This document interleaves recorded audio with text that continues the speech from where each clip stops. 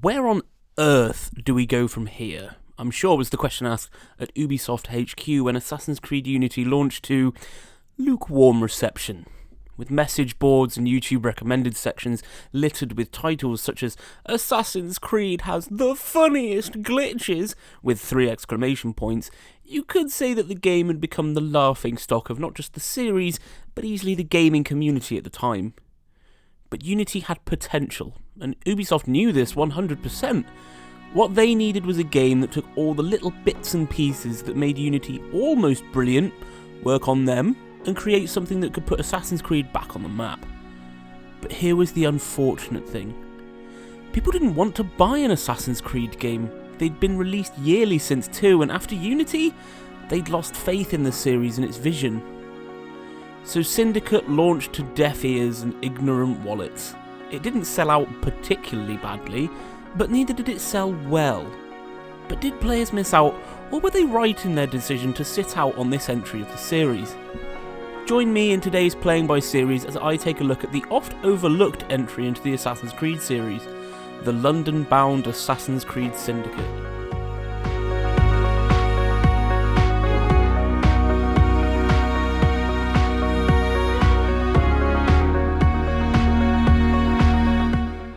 Ladies and gentlemen, boys and girls, they've finally sorted it. The climbing is much better here. It's got the fluidity of Unity with all the same smooth animations, but at the same time they've managed to iron out many of the complaints I've had before. There are no guards stationed on the roofs of houses, I don't jump off surfaces when I really don't want to, and there are no longer any unclimbable walls. It's so good to finally find what I always wanted out of the climbing in Assassin's Creed. Well, not only that, but they've added perhaps one of my favourite additions to a game pretty much ever. The steampunk, Batman-esque grappling hook. Pressing the left bumper when prompted will either send you careening up a wall in an instant, or across streets 30 feet above ground. It's a very silly addition that makes very little sense historically. I mean, a grappling hook? Really? But it's so fun that I just don't care. It just makes traversing the map so much more exciting. It obviously helps that the map you'll be traversing is pretty great as well. At this point, I wasn't expecting the open ocean of Black Flag, but rather another city in the same vein of Assassin's Creeds of old. And Syndicate's London really does feel like the culmination of all the cities we've had before. It's expansive, but not too big. It manages to hit a brilliant balance between explorable and travelable, something that other open games could really learn from.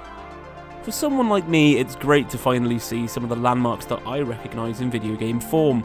Looking out for some of London's biggest landmarks is great fun, and climbing them feels brilliant.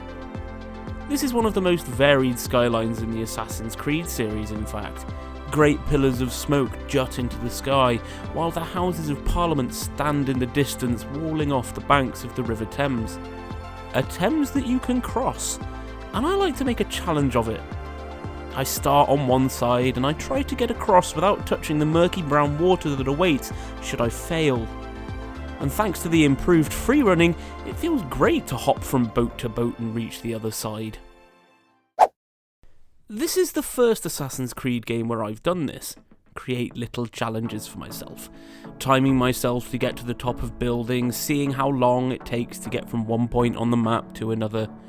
And when the systems involved have been so improved and the map so good to get around, it feels almost intentional. Don't get me wrong though, I don't do these out of necessity. I mean, there's plenty to do here other than amuse myself. While the co-op missions have gone, there are horse races, fight clubs, and the extra London stories to keep you occupied. The races and fight clubs feel like a return to the extra activities of Black Flag, and the London stories are more fleshed out versions of Unity's Paris stories. This time they are small, self-contained stories featuring some of Victorian English's biggest names, like Darwin and Marx, and see you going on small tasks for them. They're so much better than the side quests of old, and make the game feel just a little bit more like an RPG than you might expect. You see, the map is split into parts, and you have to be a certain level in order to enter different levels of the map. This is disappointing. It wasn't the best system in Unity, and it's not really much better here. When I play an open game, the last thing I want is for certain parts of the map to be cordoned off, but here we are. It's not too bad, and in the long run does introduce us to a great version of Unity's perks and skill system. As with any RPG, you can use points you earn from levelling on new skills. While some of these skills were unlocked more organically in the games that came before, like double assassinations, this system does allow you to hone your playstyle in the early hours of the game, from strong and mighty to silent and stealthy. I mean, more choice is good, but at the cost of exploration, I'm not so sure. And the main missions reflect this extra choice. You don't have to be stealthy to succeed for the most part, which also makes them feel a little less structured, while somehow also removing a lot of the freedom in the assassinations. I mean, due to a baffling decision, you still can only assassinate your targets with the hidden blade.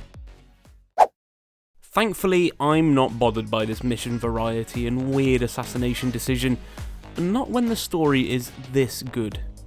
Evie and Jacob Fry are my favourite protagonists of the series. They are witty, energetic and engaging.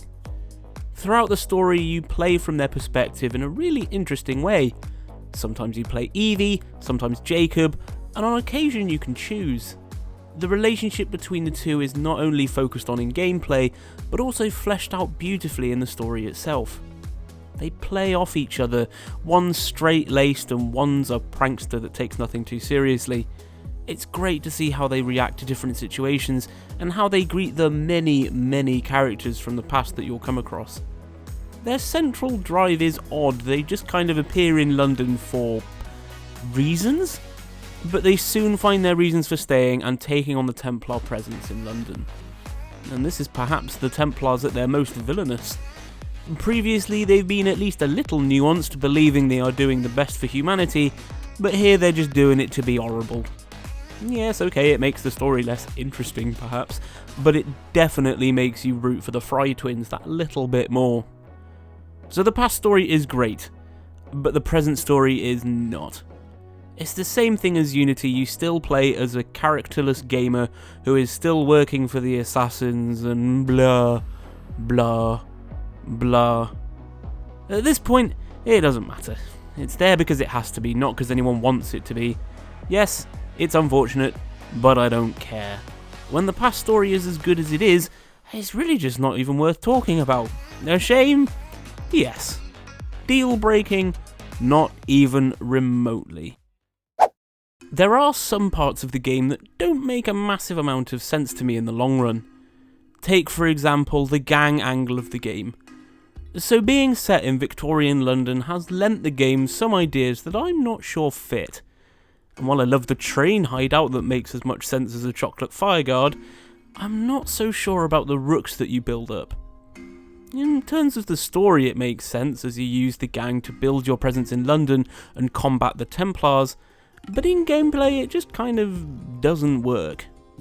A lot of effort has been put in here, you can level them up and even change their appearance, but in the long run they just kind of don't do anything.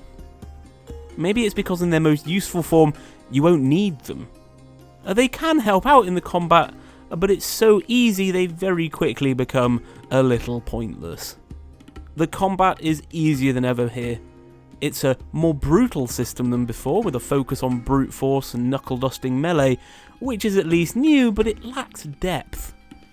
Countering is a one-button affair that dodges and does damage to any enemy. You don't have to change your tactics depending on the type of enemy, you just wait and press. Wait and press. Wait and press. I mean, enemies can shoot you, but they do it far less than before. Guns were far less prevalent in Victorian England than revolutionary Paris, and dodging the bullets has been made easier. Shooting also makes things trivial. At a certain point your gun will hold enough rounds to quick shot a small group of enemies as soon as you commence combat. And it just kind of makes the whole operation feel a little pointless in a way. But I just can't bring myself to hate this version of the combat, particularly when it looks this good.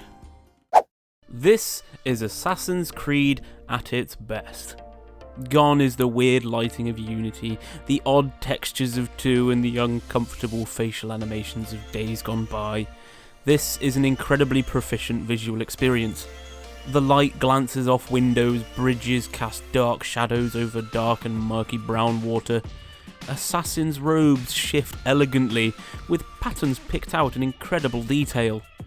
Assassin's Creed has never looked better, and I think I know why.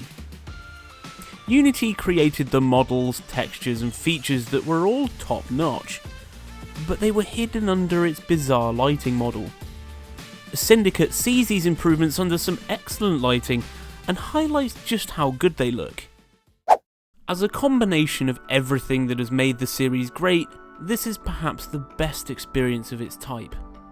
Yes, it is a shame that we missed the boat sections, but the past story is the best we've ever had, the graphics are phenomenal, and the game, as a whole, feels like what Assassin's Creed had always tried to be. The improvements made here are many, and the weak points are never truly annoying enough to be game ruining. I had gone into this one with high expectations. I loved this game when it came out, and I'm so happy to be able to report that my opinion remains unchanged. This journey to London is well worth revisiting, especially if you skipped it out when it was released. So in the end, Assassin's Creed Syndicate manages to build on the potential that Unity had, and in a way became perhaps the quintessential example of Assassin's Creed. It was the last of its kind, and for me, ended an era in my favourite series. But Assassin's Creed wasn't over. No, like some kind of gaming butterfly, it was just going into a crazy cocoon for a couple of years, only to emerge later on a very different animal. But that's a story for next week. If you'd like to find out more, make sure you subscribe to follow the story in Playing by Series. And leave us a like and a comment if you like this video. I've been Matt, and you're watching The Den. And remember, stay safe.